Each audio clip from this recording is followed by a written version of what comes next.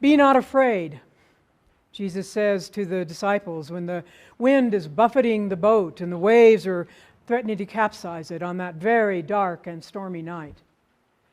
Fear not, the angels sing to the shepherds that night outside of Bethlehem when they're tending their flocks and all of a sudden something happens in their ordinary lives that they could never have dreamed.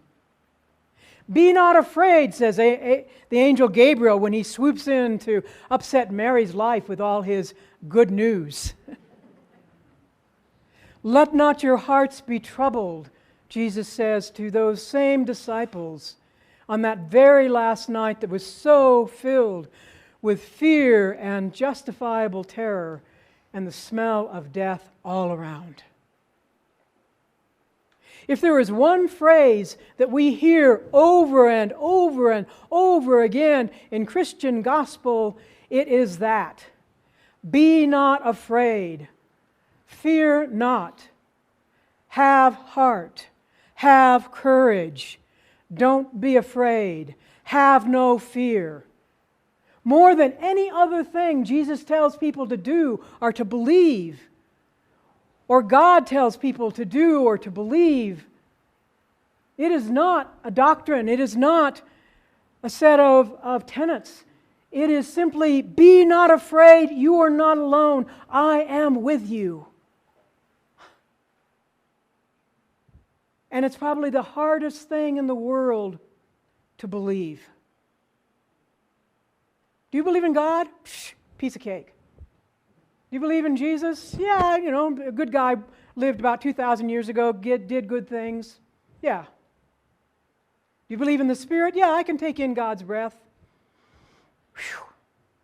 But be not afraid. Fear not. Have no fear. I don't know about you, but that takes every bit of faith and disbelief I can possibly muster most times. And yet that's what echoes all the way through the Gospels. All the way through. And it was for good reason. There were good reasons why it's so predominant in those Gospels. Because they lived in a fearsome time, those people. All of them, under the shadow of the Roman Empire, under the shadow of poverty, under the shadow of discrimination and racism. All those things that still affect human life now. They lived in times of drought, in times of famine, in times of fires that could rage out of control. Be not afraid. And this very chapter where Matthew locates this particular story, which interestingly enough is found in all four Gospels. That doesn't always happen in the Gospels. But in all four Gospels, this story of the boat at sea, the boat in the Sea of Galilee about to capsize, and Jesus somehow calming the storm. Now, in a couple Gospels, he's asleep in the boat. But in this particular Gospel, he walks toward them on the water. But in this chapter that where Matthew situates this particular story, those disciples had every reason to be terrorized from the very beginning of the chapter. If you were to look it up in the blue Bible that's either on your chair or in front of you, in that chapter, this chapter begins with one of the most terrifying stories in the Gospels, the beheading of John the Baptist. John, who was doing exactly the same thing that Jesus did when he came out of the wilderness, preaching the good news, taking on the authorities, talking about justice, talking about caring for the poor. And what happens to John? He gets crosswise with Herod. Herod, who had the ability to imprison and do what he would with anybody. So John gets crosswise with Herod, and especially with Herod's wife, who had been the wife of Herod's brother. Long story, don't go into it now. Herod imprisons John over on the other side of the Jordan River, a castle that's out in the middle of nowhere. There's a long road, I've walked it, that goes up to where the castle used to be. All that's left now are some pillars and some steps that lead down into the dungeon where John would have been kept. That's how Jesus' gospel begins. When John was arrested by Herod. But in this particular chapter of Matthew, Herod's had enough of John. And so, especially has Herod's wife. And so they finagle a scheme by which Herod will behead John. That's how this chapter begins. John is killed, and his disciples come and take the body and then go tell Jesus. Which means, my friends, that all those disciples, Pedro and all the others, would have been scared to the very depths of their soul that what happened to John was going to happen to Jesus and certainly would happen to them. This is a chapter of terror, a text of terror, and it's not just the storm at sea. Because the next thing that happens in this same chapter, right before the storm at sea, is Jesus has gone out to the wilderness to be by himself, trying to find some peace of mind, to pray and get his soul back, and the crowds follow him, wanting to be healed, wanting to hear the good news. And they're so entranced by what he says in his presence that everybody forgets to bring their lunch, and now it's almost supper time. And according to Matthew, there are 5,000 men plus women and children. So probably 10,000 people, give or take a few thousand. And they are hangry. They are hangry. You know what hangry is? It's when you're hungry and angry and it gets mixed together. Can you imagine facing 10,000 people who are hangry? And Jesus and the disciples come understandably and say to Jesus, send them away, send them away. We can't feed them. All we've got are a few loaves and a couple fish. What does Jesus say? Don't be afraid of this mob. The disciples going, what? You tell us we're going to feed these people? Do you know what people do when they get hungry? And you've got food? Jesus calms their fears, gets the disciples to sit the people down, and somehow takes those loaves and the couple of fish and feeds everybody until they're no longer hungry, angry, or hangry. But I don't know about you, that would have filled me with terror, facing a mob like that who can also turn on a dime. So those are the two stories, the beheading of John and the feeding of a hungry, hangry crowd that come before this story about a storm at sea. Jesus is off in the distance. He's gone back to the mountain to try to, again, find some peace or quiet. And we don't know how he knew that the disciples were in trouble. Maybe he had some kind of intuition. Maybe he, rather than praying like we usually see Jesus with his hands folded and his eyes closed, he's sitting on that mountain looking out at the sea. And he sees the whitecaps of the waves. And he sees the tiny sail of the boat. And he knows those guys are in trouble. And so he goes to him. Comes walking across the water, and the disciples first think he's a ghost and are even more terrified. But he calls out and he says, take heart. Be not afraid. It is I.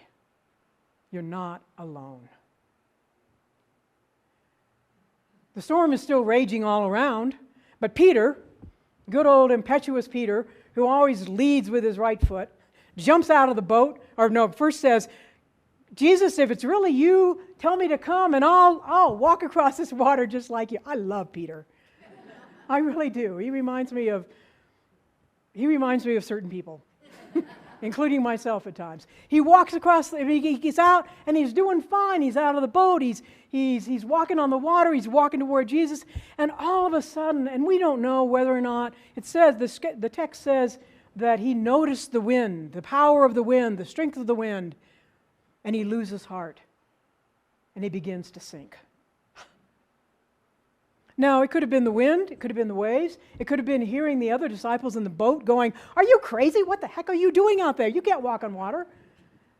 Whatever, or it could have been some kind of inner voice that after about the third or fourth step walking on water, he begins to remember, you know what? I can't do this. I mean, I had the experience one time. I've never tried to walk on water. That may come as a surprise, but I never have.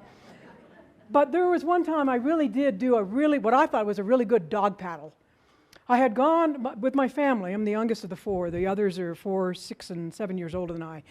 My mom had taken the four of us up, I think I was about 4 years old, from Phoenix, South Phoenix, up to northern Arizona for a day trip up to an older couple that lived by a mountain lake up near Flagstaff. And after about an hour of trying to listen to the adults carry on a conversation on the porch, I began to whine. That may surprise you. But by that time in my life, I had really, really mastered whining. And so finally, and the others, even the older ones, the 7 and 8 year old brothers, they started to whine too. And so finally, the older gentleman suggested we go out on the lake together. Just the 4 kids and the older gentleman in his big rowboat, which is probably was not much smaller than those very, very small fishing boats that Peter and the others were in. Probably a rowboat that extended about as far as these 2 rows. Just a regular old rowboat, wooden, no fiberglass, no motor, no whatever. Well, I quickly discovered out in the middle of the lake that it was actually hotter in the middle of the lake than it had been on the shaded porch. We weren't in swimsuits, we were just in regular street clothes. And of course, because it was hot, I started to whine. It's so hot, I'm so hot, what are we doing out here? I mean, the Hebrew people in the wilderness had nothing on Talitha Arnold as a 4-year-old. Started to whine, and finally, one of my siblings, who I couldn't remember which one it was, but all 3 of them were probably thinking it, but one of them said, well, if you're so hot, just jump in and cool off. So I did. I was 4 years old. Never had a swimming lesson in my life. I jumped in the lake, and I started dog paddling around, and I was really pretty proud of myself. I was keeping my head above water until I heard someone say, Talitha can't swim.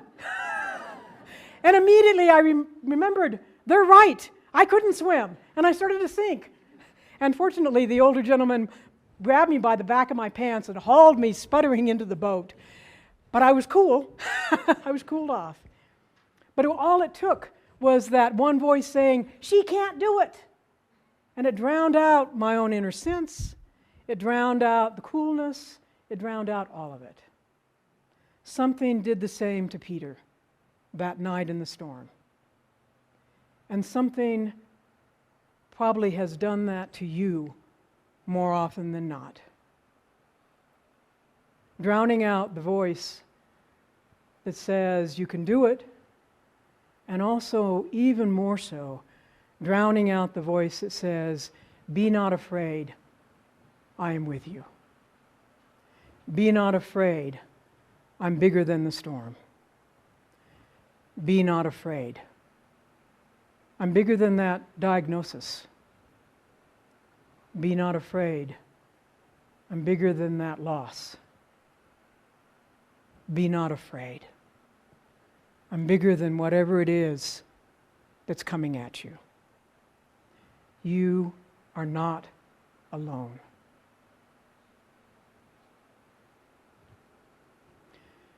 How do we live into ordinary time that somehow, more often than not, becomes extraordinary? Extraordinary, unordinary. Try to listen for that voice that says, fear not, I am with you. You are not alone. My friends, we come together on Sunday mornings because sometimes some of us need to hear other people say that, or sing it, or play it, or read it. Somehow be the voice of God that reminds us we're not alone and we need not fear. And that may come in some kind of extraordinary way, like Jesus walking on the water. But sometimes it comes in other voices. Quiet, calm voices that remind us we're not alone in whatever it is. I had the experience of that a few weeks ago. I was in a hospital room with someone from the congregation whose spouse was in a coma following injury. And the spouse was having to make some very hard decisions about what might come next. And into that hospital room, so filled with fear, and so filled with a pastor who didn't have the words to make it all okay, came a doctor who sat and took time and explained to both the spouse and also to me what was going on and what the likely situation would continue to be. The doctor had all kinds of skill, all kinds of understandings, and the doctor also had a heart and a soul, and kept in a very calm way acknowledging how hard the situation was,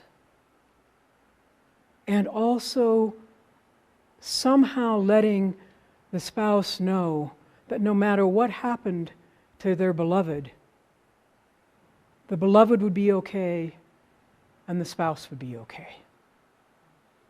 And I sat there simply saying, thank you.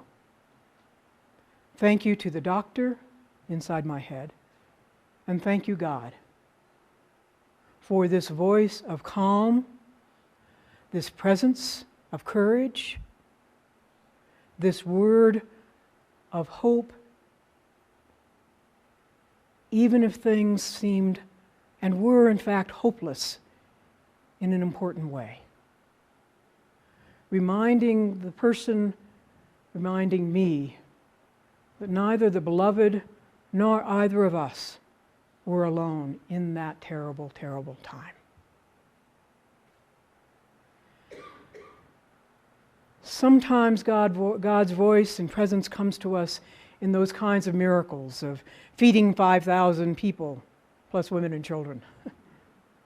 Sometimes it comes in that kind of almost ghostly apparition of Jesus walking on the water in long flowing robe.